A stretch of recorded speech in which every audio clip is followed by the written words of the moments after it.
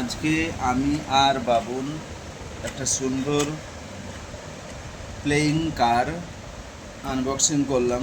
বাবু, কই তোমার প্লেইং কার, তোমার একটা নতুন গাড়িটা দেখিয়ে দাও তো। এটা, এই গাড়িটা তুমি কোথায় চালাবা? বাড়ির ঘরের মধ্যে, না বাইরে, না রাস্তায়? কোথায় চালাবা বলো? এইভাবে চালাবা? আচ্ছা, গুড।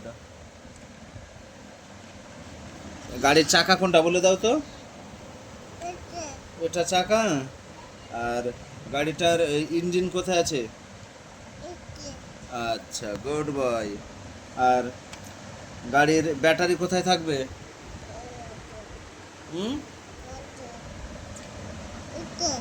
আচ্ছা, গুড।